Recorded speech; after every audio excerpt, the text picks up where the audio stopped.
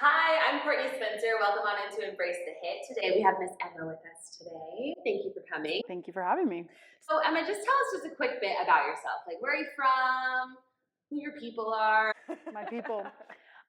Well, I am the youngest in a family of 7, so 2 parents, 5 kids. So, and I'm the only girl. Oh. And I was a little.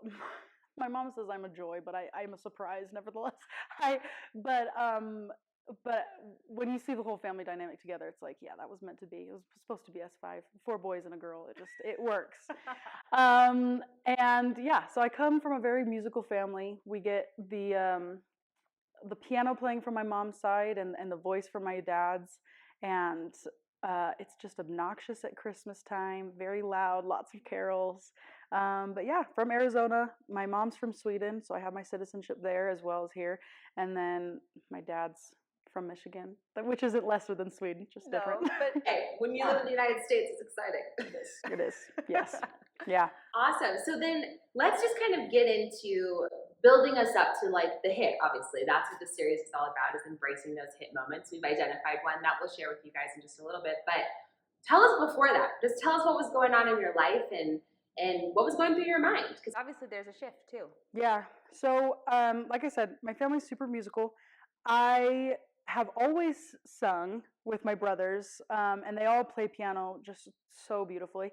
And I discovered that, well, my brother, who's 10 years older than me, he taught me how to sing, essentially. He kind of took me under his wing because when he was 18 and going to college, he was learning how to be, he's a choir teacher. He was getting his degree in choral education. And so he would just kind of come home and like teach me everything. I was his little guinea pig. And so that's what I was doing. I kind of was getting into like finding my voice, and discovering confidence and just my ability to sing and navigate in the musical world, and just kind of find my place in my family as well.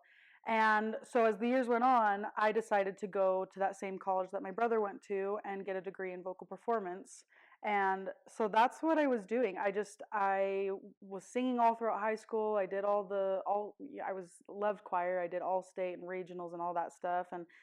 And it was a lot of fun. And I had my crowd and it was good. And so that's kind of how I ended up at college doing singing stuff before everything it didn't crumble, because I don't see it as devastating, but when things shifted, for sure.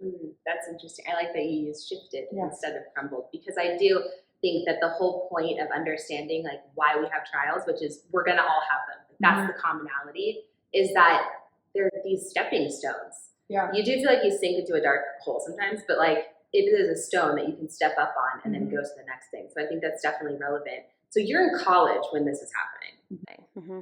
Like what year? So this was 2018. Okay.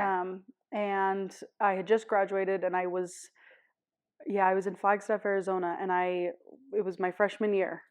And you're like fresh hopes, like this is what college is going to be like. High aspirations. Yes. So then what happens? You're there, and how long have you been in college first? 9 weeks. So a whole whopping 9 weeks. And I had made friends, and I was enjoying myself in the classes and stuff. And I had a vocal teacher, or a vocal coach, that when I walked into a lesson one day, she was like, "Hey, we have some students. They do this every year that are down at the local hospital. It's like right down the road, and they're students that were learning how to scope throats, and I'm sure like becoming ENTs or something. And they needed some like mock patients to learn."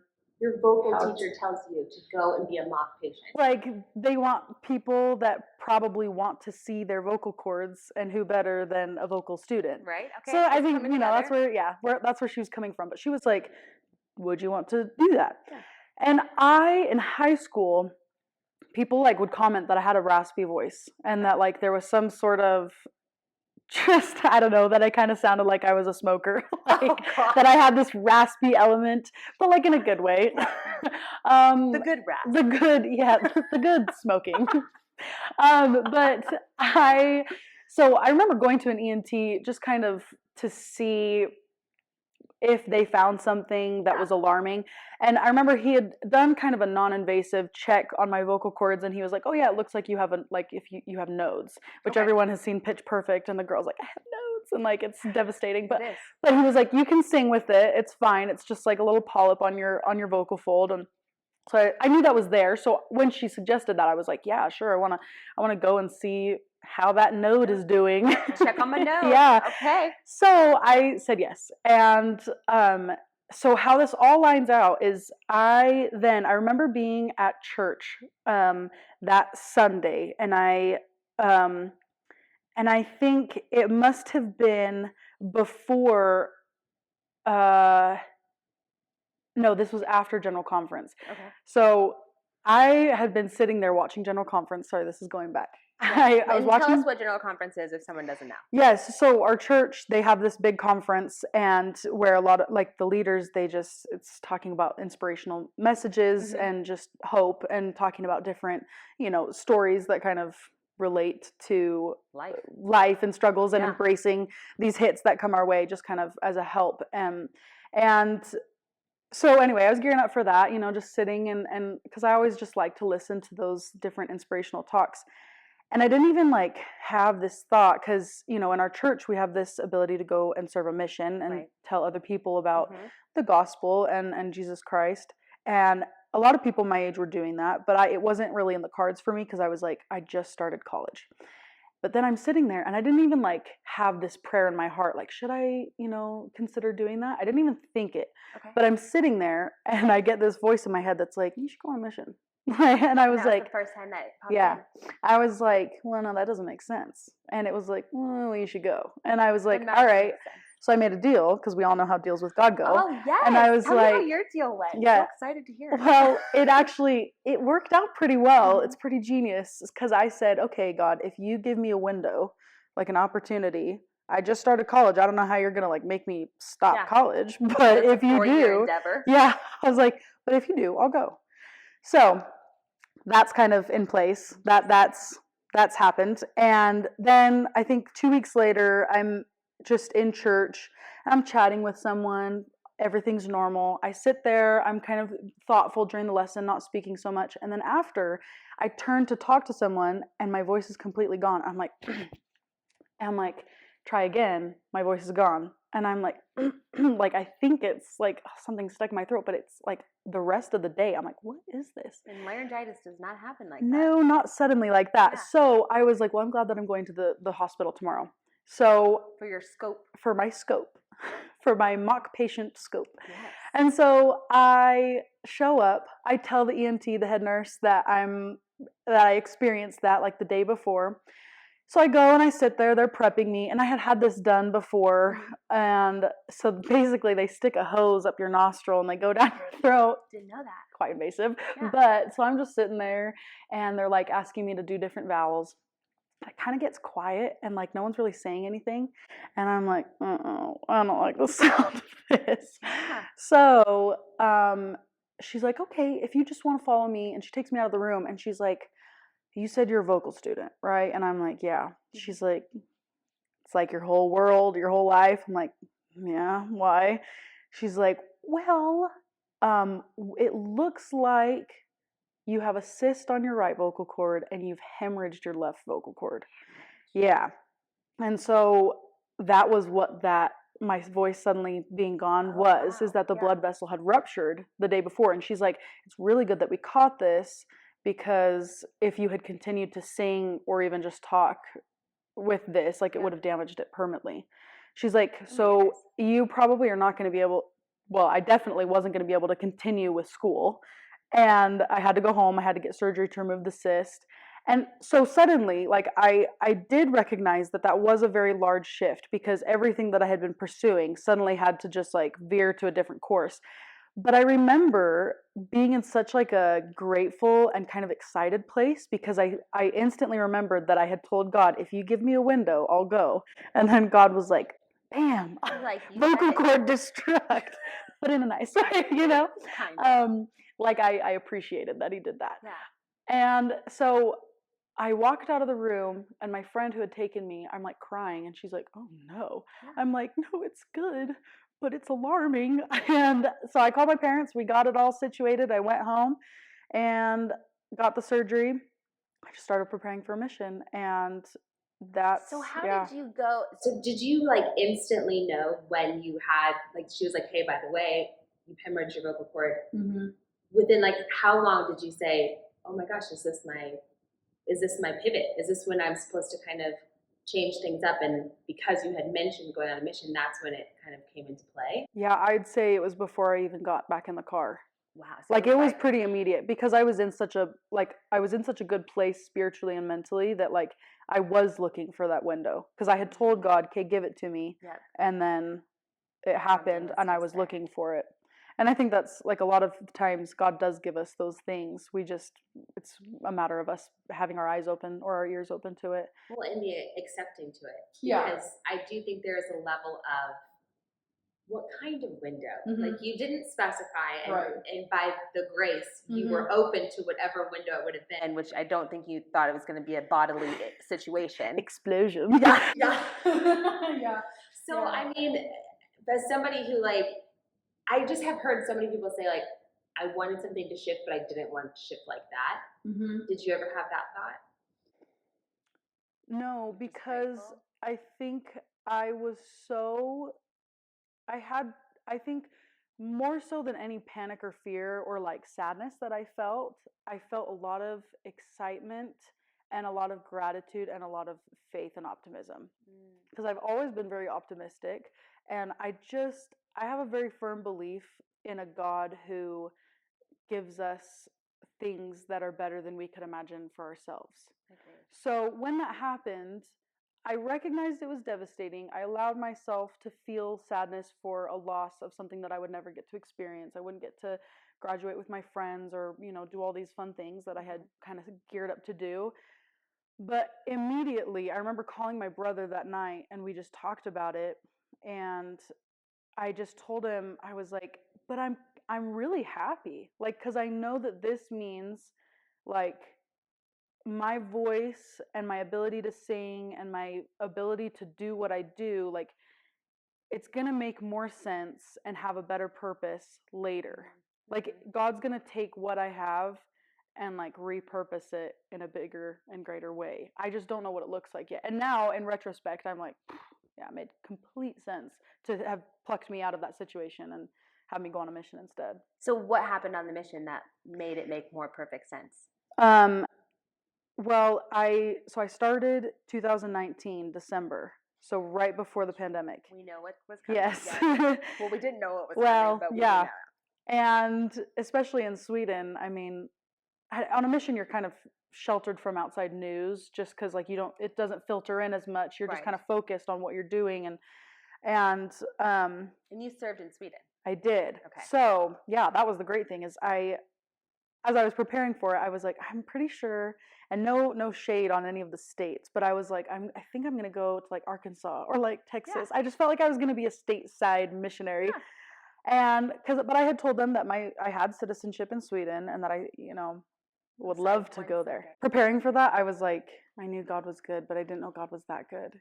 Sending me to Sweden, I was just like, He must really love me to send me to the land of my people, and it turned out to be wonderful. But yeah, so I got they say called to Sweden.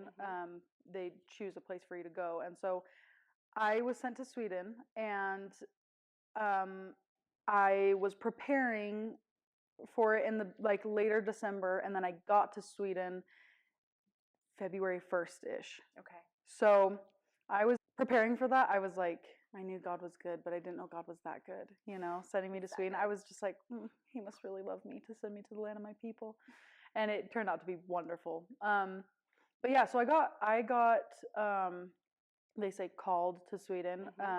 They choose a place for you to go, and so I was sent to Sweden, and I was preparing for it in the like later December, and then I got to Sweden February 1st-ish. Okay. So I was in my first area for a month and a half ish, right? Because it started and it kind of, anyway, it was COVID and Sweden did things differently, but we were still shut down. to a certain extent, that I wasn't going out and seeing people like I normally would have. And a mission's usually 2 years. Yeah, and for Right. women, 18 months. Right. So I was like, okay, this might be the new normal. I mean, of course, none of us really knew what was going on. And so I just was kind of thinking like, man, this kind of is catastrophic. But again, I was really optimistic that I felt like there's no way that this is not gonna reap rewards in some way or another for and I know I'm not downplaying any of the horrible things that have happened during COVID, but I knew that like it wasn't all going to be bad, that there was going to be some silver linings. And so I just kind of was thinking about, okay, this has happened to me once before. What did I do then? I just said to myself, God's going to, make me at that time a singer tenfold. And so in this way, God's going to allow me to be a missionary tenfold, just in a way that I don't understand. And I was like, what did I do then? I was like, I just had faith. You just got to have faith. And that was the moment where I was like, gotta have faith. I'm like, that would kind of be a groovy tune. Just a blanket background. Like, I have always sung, but I had never written a song. Like, I had tried, but it was just like, it wasn't coming. You did not want to listen to a song I had written before my mission. I don't even think that there really is any documentation. It's like sappy, like terrible. I had no inspiration to draw from. It was terrible. Anyway, I was content with that not being something that I did. I was like, okay, I'm not a singer. I'm not a writer, but I'll sing. And in hindsight, I'm like, singing other people's music, sometimes it really only gets you so far, like, I mean, there are people that make it singing other people's songs, but when I think about it, I'm like, man, I think I would have been stumped after I finished college had I not written that first song, which then spurred the rest. So I'm sitting there and I'm thinking, I gotta have faith. And I'm like, faith in the Lord. I'm like, oh my gosh, this could be a cool song. And so I go over to the piano, and for the first time in my life, I'm self-taught piano for the most part. I mean, I did take piano lessons, but like I don't read music very well. I don't really know what I'm doing. Like I don't know how to articulate some of what I'm doing. And so it was astounding to sit there, and all of a sudden I'm like, I'm like, what's going on? And I remember just kind of having this moment where I looked up and I was like, you're behind this, aren't you? I'm like, you have to be. I'm like, this is not me. I'm like, I've never done this before. Credit where credit is due. This can't be me. And so I was like, okay, I don't want to forget this, because it was the day before I was getting sent to a new area, which was at the tippy top of Sweden, right next to Finland. And I was like, okay, I'm gonna come back before I go to the airport tomorrow, and I'm gonna record it and just post it on Facebook for my mom and my dad and my friends in this area, and just be like a hopeful message. Gotta have faith, for all my friends. And in the beginning of the video, you can actually see me. I go, hey, Hilda, and I make a little heart, and it's to this little 6-year-old girl that was in the church congregation at the time. And I wasn't expecting it to become anything. Yeah.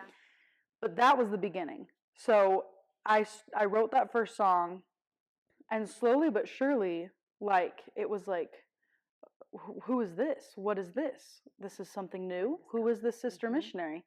And I was up in that new area, and I happened to see President Nelson's Hear Him initiative, and I was like, what a great sentiment. I'm like, we really do need to, like I mentioned earlier, we just kind of have to have our ears open, our eyes open, our hearts open. I'm like, we just need to hear him. I'm like, and the Spirit kind of just floats in and is like, that would be a good song. And I'm like, you're right. And so for me, in that moment in time, the way that the Spirit moved me was literally, it moved me. So I would stand up, I'd walk into the other room, and I'd sit down, and in 30 minutes, was the fastest that it would happen. But really 30 minutes to an hour, I was just going to sit there and I would just write it all out, crudely write the chords, because I didn't really know what I was doing. But and then I'd record it, and then I just post it on Facebook, just kind of because it felt like the right thing to do. And every couple of weeks or even days, that would just keep on happening, and I would just write things that felt very important to me, that I felt like other people could relate to this, right? This is a good message. This isn't specific to any sect. This is just love people. God is good. There is light, Mm-hmm. you know? And that was kind of the whole message of just what I wanted to present. And it just kind of started to grow a little bit, and it was fascinating. I just love that you took something that could have been devastating for some. I mean, getting a diagnosis of any kind, let alone what's going on, is hard. But to then, I love that you said that you were optimistic and then you remained optimistic. Do you feel like that's just you? Do you feel like your parents like gave that foundation? Do you feel like it's your family? What gives you the right to be optimistic, Emma? I would definitely say my parents, for sure. My parents have never been catastrophic people. Like, when things happen, it's never been, woe is me, let's be sad, let's drape ourselves over the couches and cry. Like, but yes, truly, they've allowed themselves to feel emotions. It's not like my house is without emotion or without grief, but like, I would say that they have set a very great tone for when things happen. They take it really well, and they've just done that throughout their lives. And I've kind of learned that and seen that. And so when things happen, I just know something my dad always told me is like, things are scarier at night. They're more dramatic at night when you're all riled up and you're tired and emotional. You're going to wake up, it's going to be a new day, and you're going to keep breathing. Like, it's like, he's like, life goes on. Like, and not like it is what it is, but we can choose how we're going to feel about it. And in recent years, I've definitely kind of dived more into that and how, like, our choices and how we embrace these things. Like, it is completely our choice of how things are. They are what we make of them.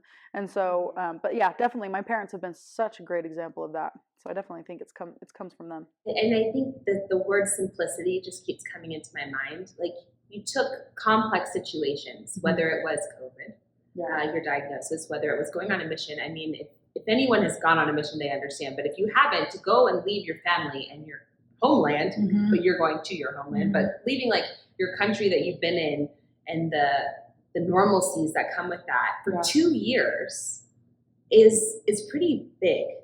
And so I just think of, like, you keep coming back to simplistic things, which is just like, I'm going to choose how I feel today. I'm going to choose how I'm going to react. And there's nothing you can do about the world around you. So when it comes to like trials and struggles and difficulties, what would you say to someone who is in the thick of it right now?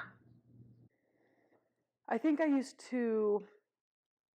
before my mission, I used to get a lot of anxiety thinking that I had to solve, like, that the weight of the entire trial was on me and like I was the one that had to fix it. And I think whether it is with God or with the angels that you have around you, like, it's a team effort, and let people help you, because the people that are there to lift you up, like, they will come and they will help you get out of the thick of it. There's always going to be the right people around you. It's just how you're navigating it. So I think my advice is just the same as my dad's, that, like, things are scarier at night. Don't let the end of the day anxieties get to you. And just, the sun will rise tomorrow. And there's actually, it's so cliche, I shouldn't even do this, but there's a line in this, that actually, as I said that line, I was like, oh, that's a line in the song, Hear Him. But I think it's so true. It says, the sun will rise tomorrow and we'll be stronger than we were before, because it's a new day. You've learned a little bit more. You've I don't know, exercise trust and belief. I'm not one that, like, is like a blind faith, like, just go into things.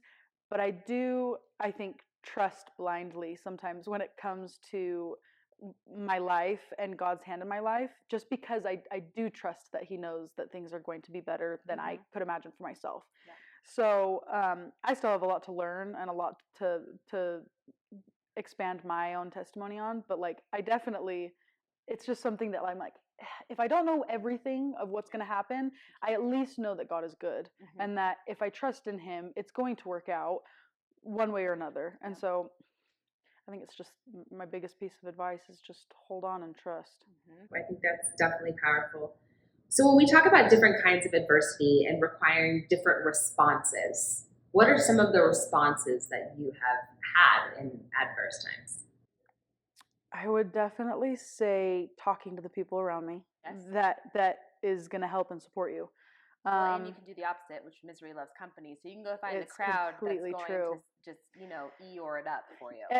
Eeyore it up. But I would say that's very important. Like right after I had gotten that diagnosis, I told you I called my brother, and he had just gotten home from a mission, and so I just kind of getting his take on life and just hearing where he was spiritually and maybe how that could benefit me. I think it definitely who you talk to first and how that builds you up or feeds into your anxiety is really important. So I think definitely having people around me that I trust to build me up in the correct way, or a supportive way. I think also I go out. I do the opposite sometimes, which is I go out in nature where there's no one around me. Because sometimes we just need to be alone with the wind or the spirit, like, and I remember there was this especially hard day that I was having when I was visiting Sweden before my mission. I had booked a trip before I knew I was going to Sweden. So then I was like, I'll just come right back around. Yeah, It's no big exactly. deal. But I was having a hard day, and I was there, and I was at this farm in the middle of nowhere, which, if you know me, is actually quite on brand. But I I don't know. I had been picking beets all day, and I was just kind of sad. But what I did was I was like, I'm just gonna go run down this road forever, like until I figured it out. And so I think it did help because I was trying really hard to feel what God wanted me to feel if He was there. Yeah. And so I think those two things are my biggest. It's like it's surrounding yourself with company that will build you up, but also sometimes the best company is just yourself and the spirit. And so just kind of navigating what do I need right now? Do I need some alone time, or do I need family time or friend time, So I've been having a lot of these interviews, and the one thing that keeps coming up is processing. Mm-hmm. There's the calling your friends, calling your family, and touching base and understanding what's going on, and communicating it, and then obviously enduring it and going through it. But each person has brought up, like, I didn't process, which caused more havoc, or I spent the time to find out how to process. Yeah. Because also that's a skill. I mean, how do you process? I think it's different for each of us. And I think, like, for you, it was running down that road. For some, it might be writing in a journal. For others, it might just be like, I just need to walk outside for 2 seconds. Yeah. No, it's different for everyone. But it is interesting that we kind of glue on to these people. We seek people out that have gone through what we've gone through, because we want to know, how'd you get through it? Like, is there light on the other side? And every time there is. And I like how you also talked about mini hardships when we kind of discussed this at the beginning, was managing the mini hardships. Like, so going from one to the next, the transition, like, what is that for you? What does that mean? What is it like going from one hardship to another? Is it, I'm not even going to give you an example. What is it? Yeah, it's interesting because I've been thinking about this. Though my faith changes and my testimony kind of morphs throughout my life, and just kind of keeps building, the thing that has consistently grown is, I think, like, my excitement for when things get hard, because from those two main hits, if you will, or those two main hard things, being my voice and just COVID, I think I saw how good God was and how good it could be. That when things go wrong, I've just, every single time I'm like, okay, this means that God has something in store, So, and I think too that comes from my parents as well, being like, this just means that something else better is going to happen. So I think that's kind of what that looks like when something new pops up, some new trial or adversity. I'm just like, I'm not even sweating it, because I know that this is where I'm supposed to be, or this is something new that I'm going to learn. Like, even if the trial itself yields no satisfying ending or good ending, I think it's always still an opportunity to learn. And so that is itself a happy ending. But I think a lot of times people are like, why did I even have to go through that? Like there was nothing good that came from that. But it's like, well, it is, because now you know what you don't want to do or what you do want to do differently, you know? So, and I think I've always kind of been blessed with like a eternal perspective when I look at these things. Like I always would tell myself, is this going to matter when I'm 80? No, then I'm not going to Sweat. I'm not going to sweat over it. Yeah. And hopefully when I'm 80, I'm not worried about a lot of things that came back around. I'm like, hold on, there's a lot of things that I'm worrying No, about. I think you're on the right path with that for sure, because you hear people who have been through things that are much older than us, and that they share, and the things that they bring up are the gratitude, the optimism, what they learned. And I think if we can remember that when we're younger, when we have our first few hits, because they happen, some happen really tiny, but some happen, like you remember your first few, and then you remember your biggest ones up until when you are however old. But the feedback is always like, how did I grow? And how beautiful was it to be able to remember who I was and who I wanted to be, and that I needed that to become this person. There's this, you've mentioned faith deconstruction and reconstruction. Tell me a little bit about what that was for you. Yeah, this is something that's relatively new to me, because I am somebody that ebbs and flows in my spirituality and in my testimony. Obviously, when I was focusing on Christ and how he helps my life when I was living in Sweden and explaining that to other people, I was definitely at a more heightened like relationship with God. And I would say those ebbs are due to my lack of action or faith, like, and I recognize that about myself, but it's not always a bad thing. It's not like I'm being defiant, and I've learned to be comfortable with Being human. Yeah, exactly. And that, like, things when they get hard, it's not that I'm angry at God or that I think I don't need to rely on him. It's nothing like that. It's just that I have gone through these kind of ebbs and flows in my testimony where, some things are important to me, and then all of a sudden I'm like, wait, I think I need to understand that a little deeper. Let me take a step back. And I think it's scary, because for a lot of people, what that is in simple terms is faith crisis, and either redemption or leave the church or leave Christianity or whatever. Faith, and it tends to be this kind of extreme catastrophic thing. And I did choose an extreme when I was in high school. I had a question that didn't make sense to me, and like I said earlier, I took the entire solution upon myself. Like, I was very anxious about the whole thing, and I was like, I need to solve this world issue by myself in my 15-year-old brain. And I was like, that just doesn't make sense. And I was like, that can't be right. And I found myself angry at God. And then I was like, well, I know it's not good to be angry at God, so I just won't believe in him. And in my 15-year-old mind, that was the solution, was to become self-proclaimed atheist. Well, and that's what happens. It does. That's definitely what happens. I mean, and for some people, that's the course that they take, and they find clarity. Right. But for me, I think that was a young decision to make, that it was just uninformed, and it was extreme for me. And I've learned in the last 8 years, this is now how I do it differently. I was reading through an article that talked about faith deconstruction and consequently reconstruction. And it talks about how faith is like a house, and how we build up this house and it's ours, and we use some rooms daily and or just often, and we have these load-bearing walls that we have in our house, and then something happens, like a storm or life or just even time.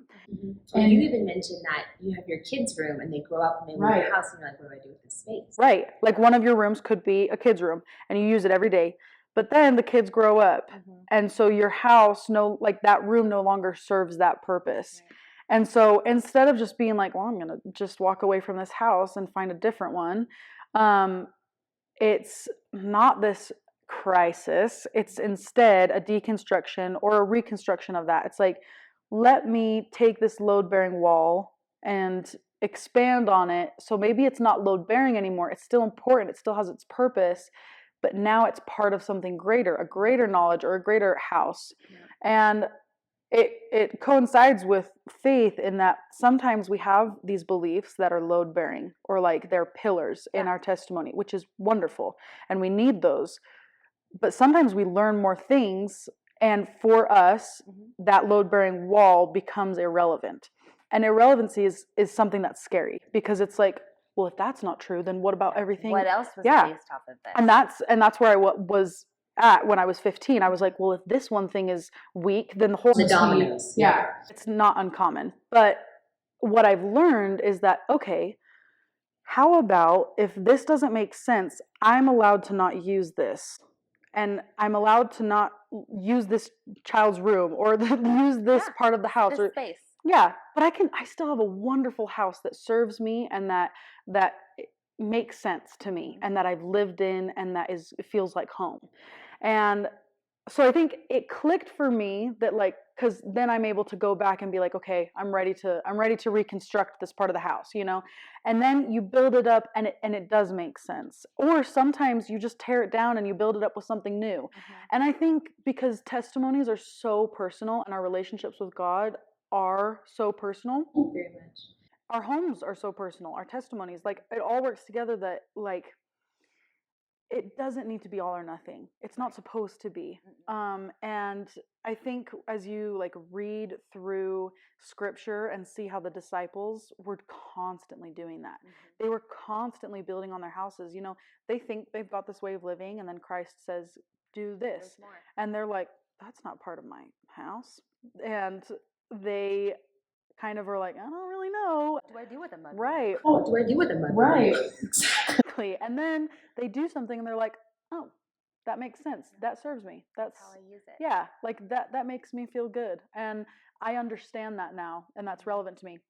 And then you can just see they keep on building, but they had a lot of doubts and they had a lot of things where like, I don't know. I don't know if I'm going to walk on the water today. What do you want me to do? Yeah. And so I don't know. Anyway, that was a long-winded way of just saying that like testimonies, they grow. And I think when someone near us is having a moment where they are like, I don't really know, I think I need to step away from this aspect of what I've been living, but it can be alarming because we're like, no, let me save you. No, let me explain it to you. Let me help you make sense of it all. But what has been helpful for me, and everyone's different, is just time. Or just let me love you. Like, yes.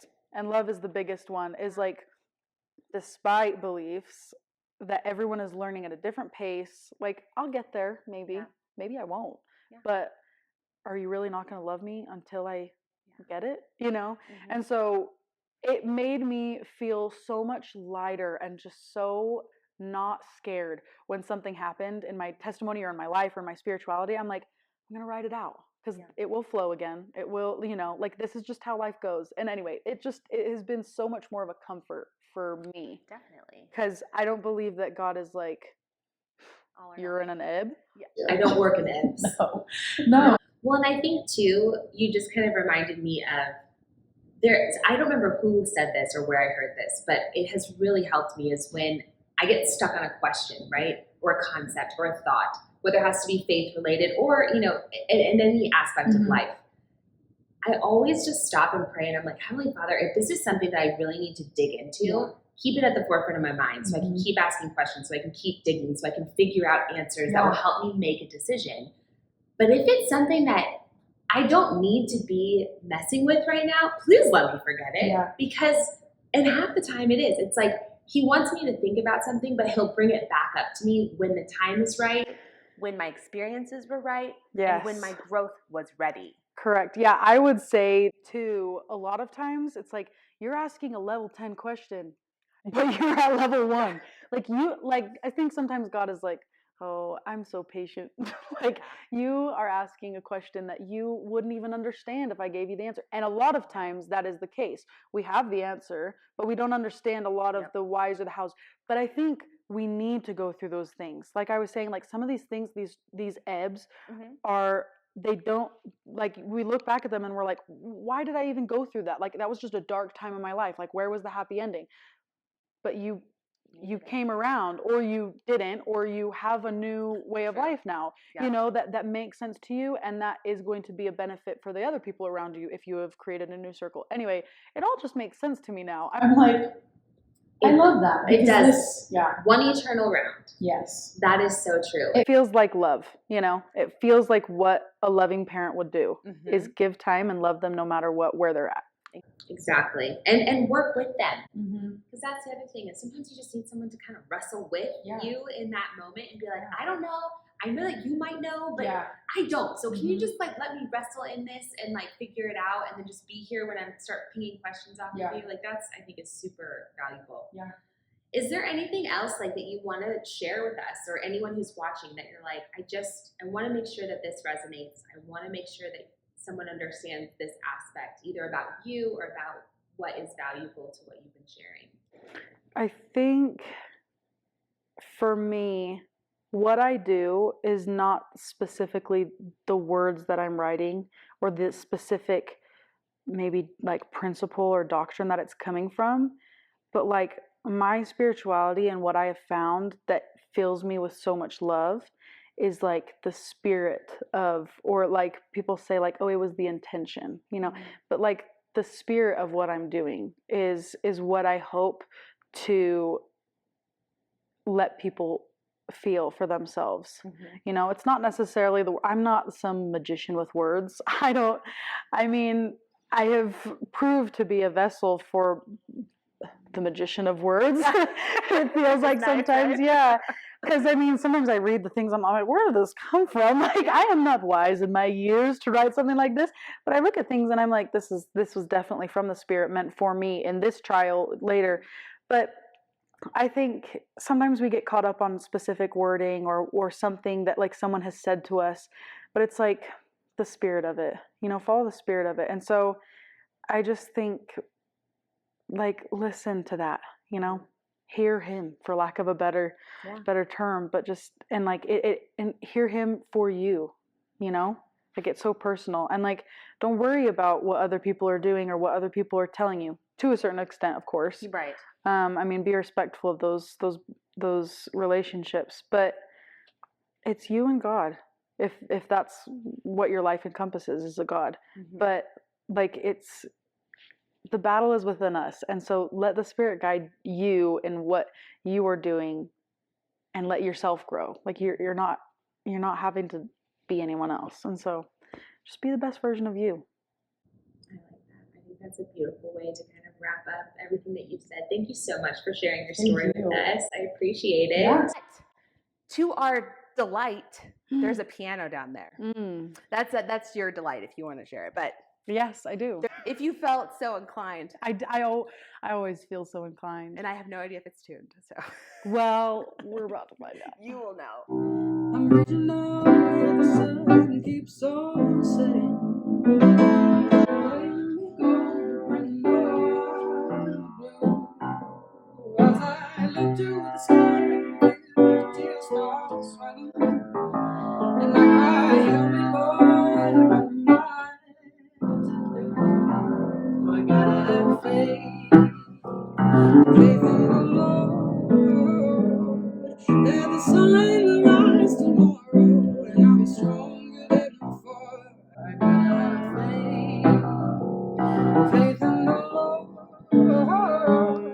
that these trying times will help me, and I can bring my reward. Anything else more than that? I love it.